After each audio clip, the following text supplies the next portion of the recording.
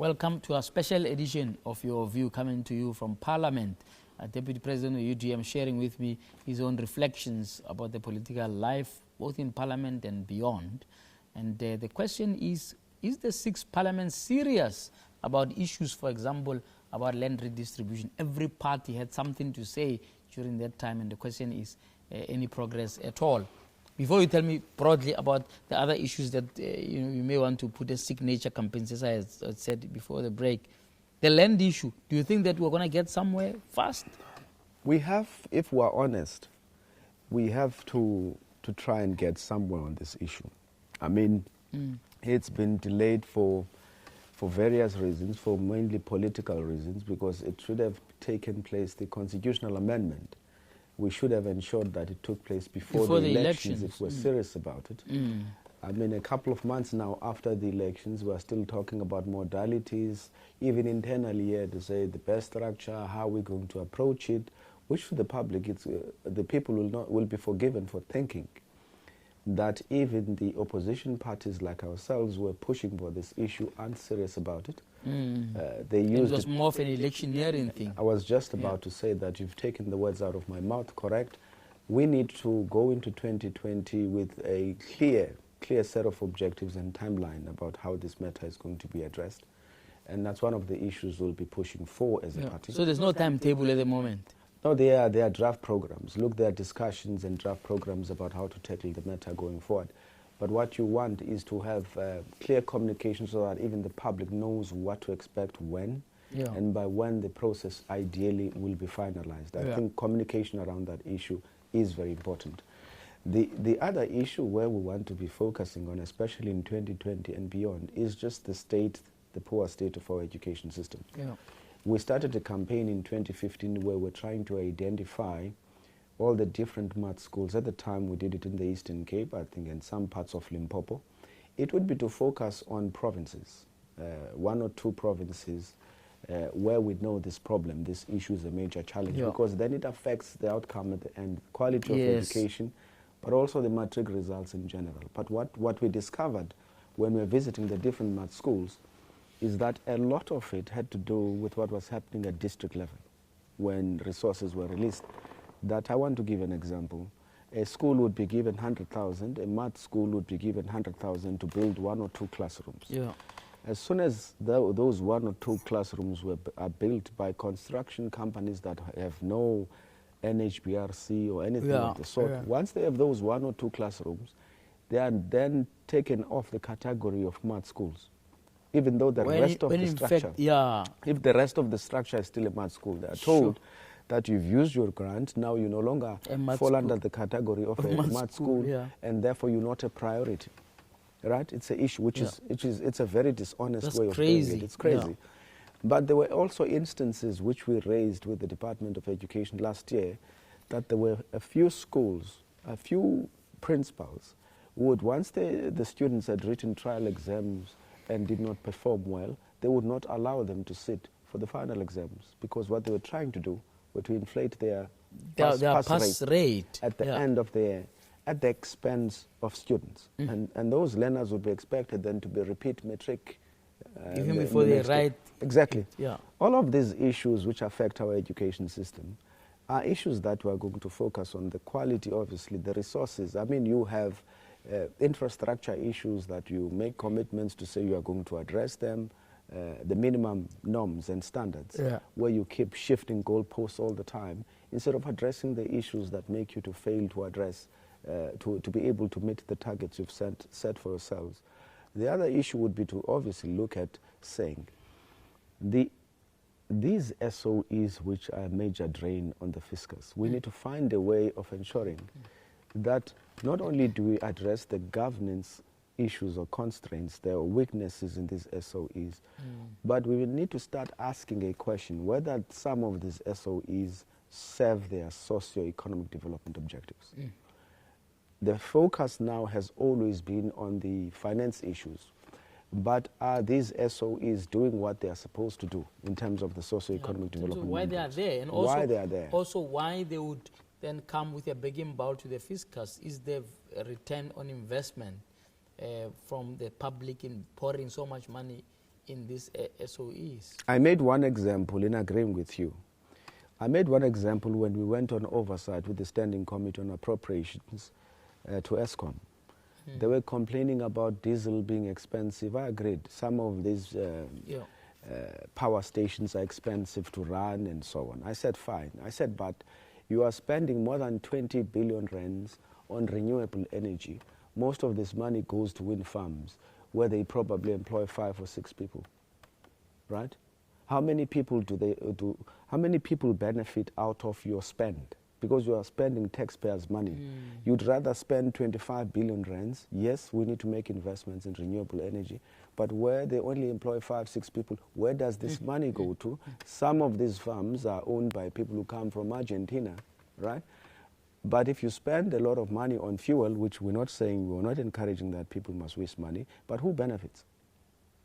It's these questions that we must ask to say, this out of the spend that takes place in these SOEs, how much of it rather benefits our own people?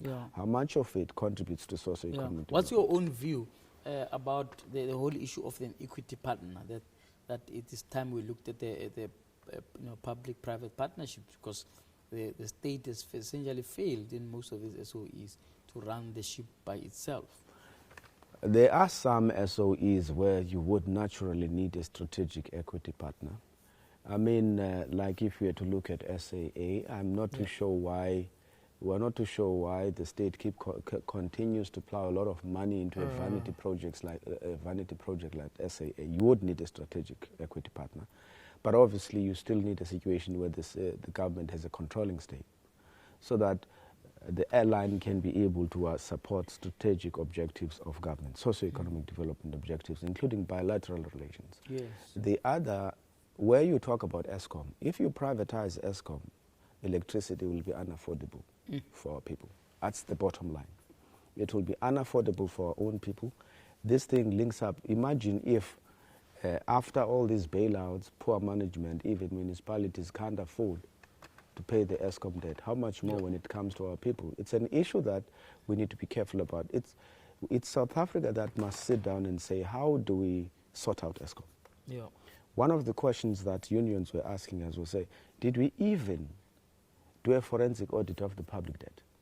The debt that ESCOM owes. Did the money really go to the projects that they're talking about?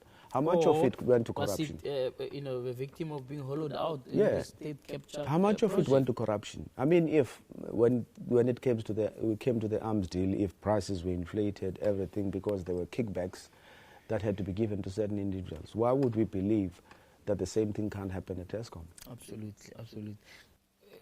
Now, those two things we have identified, education, one can consider it your signature project. Are you concerned at all about what one can call policy schizophrenia of the Department of Education? 1 minute we are told that Standard 9 now is some kind of an exit. I know they deny that, but if they didn't say anything to suggest that, we wouldn't be talking about it. 1 minute they're talking about sexuality education as if they don't know what they're busy with. Before you know it, you're talking about a continued terrible showing when it comes to literacy and numeracy, etc. Is there maybe a need for some kind of a revolution around how we approach education policy in this country? At least you are very kind to them. You are calling it policy schizophrenia. I once called it ideological schizophrenia, because they don't know where they stand ideologically. Because if they knew where they stand on issues ideologically, they would have one clear path to take. To say, but we are clear about that. A typical example why we're making this point is because in all the departments, you find that everything would just depends on the whims of the minister. If you have a new minister, then you take a different turn. If a minister goes on a study tour overseas and sees something that he or she likes, including with officials, they come back and you must implement that. Then they come back and implement that. Whether it is consistent with the program we've adopted so far is a discussion for another day. So it's almost like this issue of getting excited when we embark on policy programs and shifts. The clear issue here when it comes to the Department of Education is that is even the policy we have, is it helping us to achieve or to produce the kind of learners or students or citizens that we want?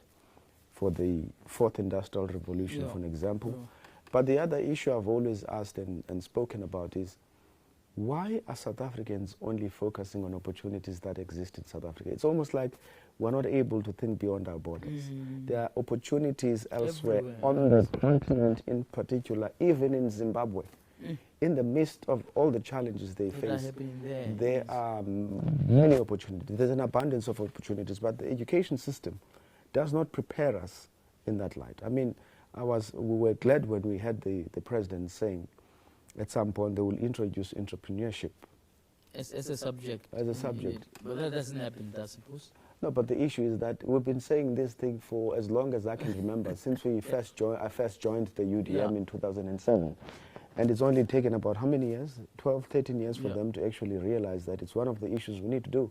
Because the current education system only prepares people for the world of employment. It doesn't say that you must go there and be an employment creator yourself. You have a government that says, we want to reignite growth, we are going to do this, but you don't pay small businesses, you owe them 7 billion rands.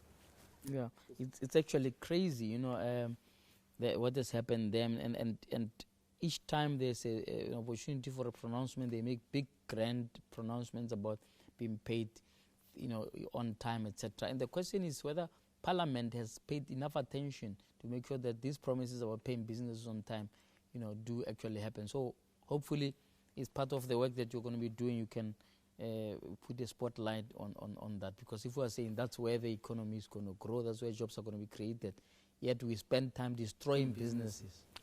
Another typical example, in addition to what you're saying, is that you're saying you want to grow the economy.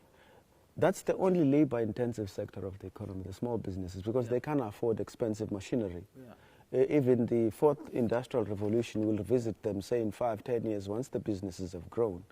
But I think the other issue is, which is counterproductive, it goes back to the issue of transformation. You say you want to, there's a discussion to say at some point we should consider merging the National Empowerment Fund with IDC. It's counterproductive. You are going to dilute its mandate. It's because the kind of funding that you get from the NEF is one that would assist small and medium enterprises that are trying to get to the next level. Or IDC focuses on what? Shares. Absolutely. Look, we've run out of time. There's so much to talk about. In summary, any glimmer of hope, in your view, that people can look at the sixth administration? Is there something that you can, is there a straw I can hold on to and say there's a glimmer of hope despite all the challenges, briefly?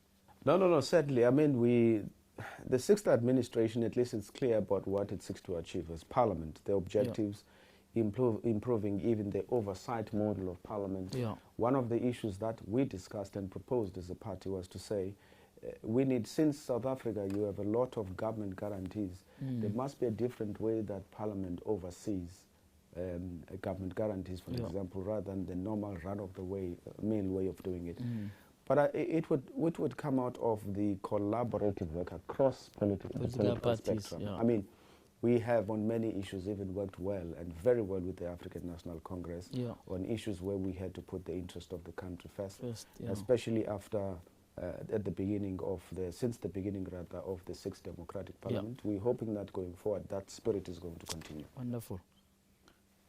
Okay, now what can I judge you? If I call you in a year, what can I judge you against? Just one thing. It would be the question of fiscal rules. Okay. That's number one. The issue of education and our focus on education. Okay. And governance, because we're a clean governance, a party that's about clean governance. So the governance issues on SOEs is going to be a focus area.